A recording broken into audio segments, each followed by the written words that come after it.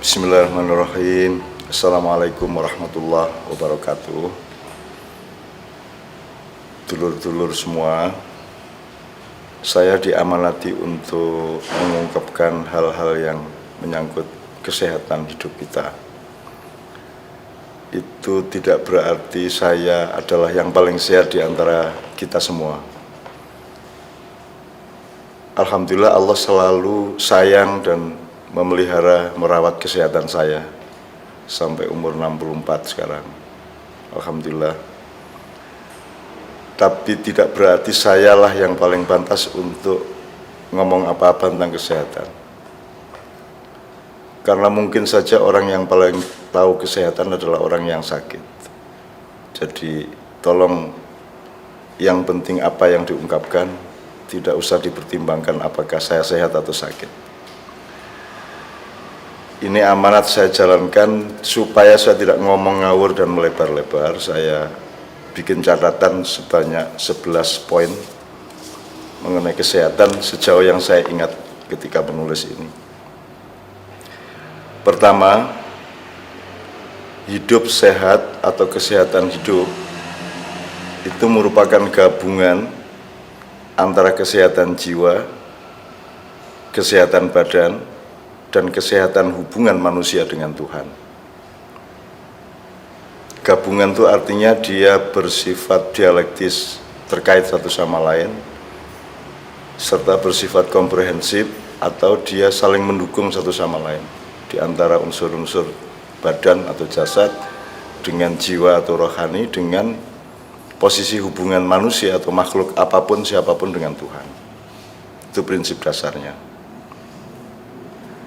Tuhan adalah yang bikin manusia, yang bikin rohani dan jasadnya, serta memberi ketetapan tentang suatu sistem kehidupan yang hasilnya adalah hidup sehat. Oleh karena itu, ketergantungan makhluk untuk sehat atau tidak sehat itu nomor satu adalah pada yang menciptakannya, yaitu Allah SWT.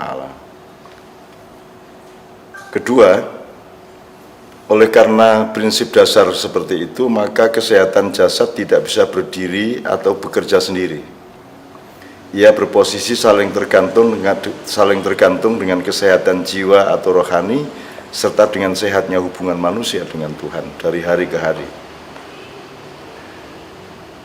Kita tahu ilmu kesehatan modern sangat rajin meneliti dengan seksama hal-hal yang menyangkut kesehatan jasad. Ada juga sedikit ditemukan kaitannya dengan kesehatan psikologi atau psikis, tetapi tidak sampai pada spektrum kesehatan rohani, di mana Tuhan disadari sebagai pangkal ujung sehat dan sakitnya semua makhluk, termasuk kita semua. Khusus untuk mengenali posisi Tuhan, Tuhan itu memiliki hak mutlak atas sehat atau sakitnya apa saja yang Ia ciptakan. Tuhan tidak berpihak kepada sehatnya manusia berdasarkan konsep manusia tentang sehat. Sehat dan sakit menurut Tuhan berbeda atau sangat berbeda, atau bahkan bisa sangat terbalik dibanding sehat dan sakit menurut ilmu kita, menurut keperluan dan kepentingan manusia. Kesehatan di mata Tuhan adalah keberadaan manusia di dalam kepatuhannya kepada kehendaknya. Maka pemahaman atas kesehatan manusia bisa terbalik dari konsep kesehatan menurut Tuhan. Keempat, ada kemungkinan-kemungkinan yang mungkin tidak terbatas jumlahnya. Tuhan bisa memberi sakit kepada manusia, tapi fungsinya adalah penyehatan jiwa. Tuhan memberi sakit atau penyakit kepada manusia, maksud atau posisinya bisa saja sebagai ujian, atau pendidikan, atau peringatan, atau mungkin hukuman. Sebaliknya, Tuhan memberi sehat kepada manusia juga bisa merupakan ujian, pendidikan, peringatan, atau hukuman. Jadi sehat dan sakit menurut kita ternyata bisa sangat terbalik dengan sehat dan sakit menurut Tuhan. Tergantung kita bisa menemukan enggak latar belakang kenapa Tuhan bikin kita sakit, kenapa Tuhan bikin kita sehat. Sakitnya manusia bisa membuatnya bersikap rendah hati dan sadar ketergantungannya kepada Tuhan. Sementara sehatnya manusia bisa merupakan semacam adab bagi manusia yang membuatnya sombong dan tergelincir hidupnya, serta kelak tiba di Tuhan tidak dalam posisi yang seperti Tuhan menghendakinya ketika Tuhan menciptakan kita semua. Kelima, demikian juga konsep Tuhan tentang hidup dan matinya manusia tidak sama dengan pemahaman kita, dengan pemahaman manusia. Banyak kita alami bahwa sakit berlanjut ke kematian, tapi juga bisa kematian terjadi tanpa sakit sebagai sebab musababnya. Di dalam konsep Tuhan, hidup dan mati bisa berkait, bisa juga tidak berkait, terserah Tuhan. Tuhan menghidupkan dan Tuhan mematikan hanya terkait dengan kehendaknya itu sendiri. Tidak harus berhubungan dengan sakit atau tidak sakit. Hidup dengan selalu menjaga kesehatan tidak harus diartikan supaya awet hidup dan tidak cepat mati. Yang paling murni dan masuk akal adalah menjaga kesehatan karena kesetiaan kepada Tuhan yang menitipkan jasad dan ruh ini kepada manusia dan kita semua. Keenam, manusia mencari dan menemukan amat sedikit dari ilmu kesehatan yang Tuhan maha menguasai keseluruhannya. Manusia wajib berikhtiar merawat kesehatannya, tetapi hakikinya Allah yang mengambil keputusan tentang sehat tidaknya manusia. Manusia wajib menjalani hidup yang sehat, tetapi Tuhan berhak menentukan orang yang merawat kesehatannya diambil nyawanya terlebih dulu dibanding orang yang berlaku seenaknya terhadap kesehatan hidupnya. Itu terserah Tuhan. Dan kita sebaiknya tidak usah membantah dan mengabdi dan ikut saja kepada Tuhan. Untuk itu tidak ada salahnya, tidak ada gunanya menyalahkan Tuhan dengan keputusannya yang dari sudut kepentingan kita seolah-olah semena-mena dan diktator itu. Sebab setiap kondisi sehat atau sakit di suatu titik, di suatu area, penggalan atau petak dalam proses kehidupan, baru bisa dinilai kesejatian sehat atau tidaknya kelak pada momentum tertentu di alam yang rumusnya adalah komprehensi dunia akhirat sekaligus. Kita mengenal hanya sepetak kecil dari urusan dunia, dan kita sebenarnya tidak berada pada posisi yang ilmiah untuk mengambil keputusan saat ini juga mengenai kita sehat atau sakit. Itulah sebabnya manusia tetap memerlukan iman, takwa, dan tawakal kepada Tuhan dalam keadaan sakit maupun sehat. Semua kondisi, ilmu, dan pemahaman tentang kesehatan atau apapun saja selalu dimasukkan ke dalam spektrum iman, takwa, dan tawakal. Kalau mau gampangnya ya sehat ya monggo, sakit ya monggo, asal tetap berada di dalam iman, takwa, dan tawakal. Ukurannya itu. Nomor 7, manusia meneliti sakit dan sehat, kemudian berikhtiar mengobati, tetapi manusia tidak mampu berposisi untuk menyembuhkan. Manusia menanam benih, Tuhan yang menyemaikan. Manusia berjuang, Tuhan yang menentukan pencapaian atau kegagalan. Tuhan bisa berlaku sesuai dengan rumus kesehatan manusia, misalnya menyembuhkan orang yang sakit yang diobati oleh manusia. Tapi juga Tuhan berhak melakukan berbagai variasi perilaku yang lain. Ia bisa tidak menyembuhkan orang yang diobati atau menyembuhkan orang yang tidak diobati.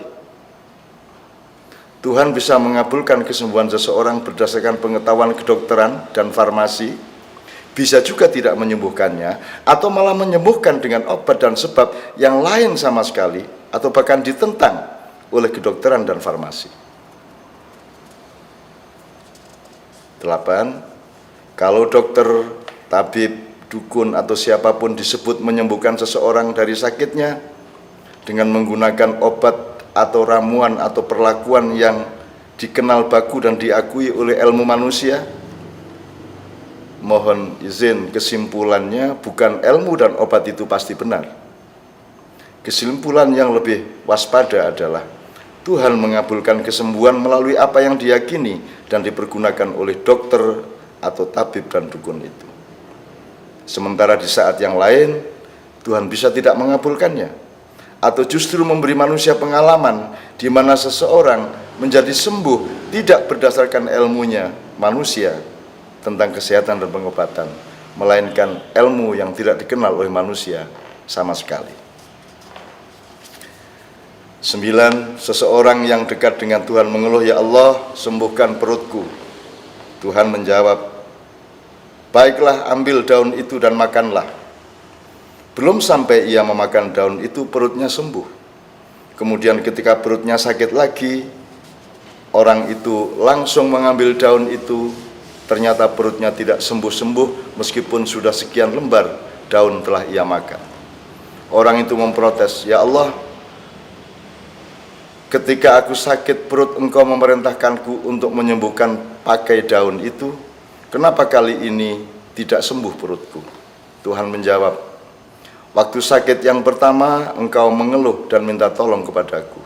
Tapi yang kedua engkau tidak minta tolong kepadaku, melainkan langsung mengambil daun itu. Maka perutmu tetap sakit, karena daun dan apapun tidak bisa menyembuhkan sakit perut dan sakit apapun. Yang bisa menyembuhkan dan yang berkehendak menyembuhkan adalah kemauan dan kasih sayangku." 10. Oleh karena itu syarat kesehatan hidupnya manusia ada 2 yang sebaiknya kita pilih, meskipun kita bisa saja dibiarkan oleh Tuhan tetap sehat tanpa memilih keduanya.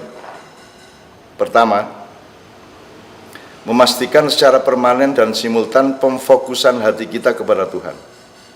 Hati kita bertauhid, pikiran kita bertauhid, setiap helaan nafas bertauhid, setiap langkah bertauhid, arah hidup kita bertauhid, pekerjaan kita bertauhid, senang dan susah kita bertauhid, kaya dan miskin kita bertauhid. Yang kedua, berpikir hakiki, berpikir sehat, berpikir jujur, berpikir positif, berpikir kompatibel dengan kemauan Tuhan. Roh dan jasad manusia adalah sebuah organisme, sebuah sistem, suatu putaran ekosistem, hardware maupun bersama dengan softwarenya. Setiap ketidakjujuran rohani, ketidakjujuran hati dan pikiran akan mengubah manajemen ekosistemik di dalam hidup kita, sehingga potensial untuk menjadi destruksi, dismanagement, kekacauan, dekonstruksi, atau kekacauan atau kerusakan susunan-susunan, kerjasama di dalam roh, saraf, dan jiwa kita, termasuk semua unsur jasad-jasad kita, sehingga produknya adalah sakit. 11. Maka hidup yang paling potensial untuk sehat adalah menghormati dan patuh kepada hakikinya kehendak Tuhan. Kemudian membuka diri pada setiap kemungkinan pada ilmu manusia yang menyangkut sehat dan sakit. Tidak ada ukuran ilmu kesehatan modern atau tradisional. Tidak ada acuan ini dokter atau dukun atau tabib, atau mungkin orang biasa yang dianggap tidak expert dalam kesehatan. Ukuran yang sejati dan yang lebih dekat kepada kesehatan hanyalah kejujuran ilmu kesehatan di tangan atau di pihak siapapun, serta sadar ketergantungan kepada kehendak Allah. Dari Allah kita hindari amarahnya, dan kita upayakan dekat kepada kasih sayangnya. Ini sudah ditulis dan bisa diperbanyak, tidak harus difahami sekarang, tapi mudah-mudahan setiap yang kita dengarkan bisa menjadi benih yang tertanam, sehingga dia akan ditumbuhkan oleh Tuhan, bersemai, berdaun, berbatang, kemudian muncullah buah-buah kesehatan di dalam hidup kita masing-masing, dan semuanya entah dalam waktu berapa lama, terserah Allah SWT. Assalamualaikum warahmatullahi wabarakatuh.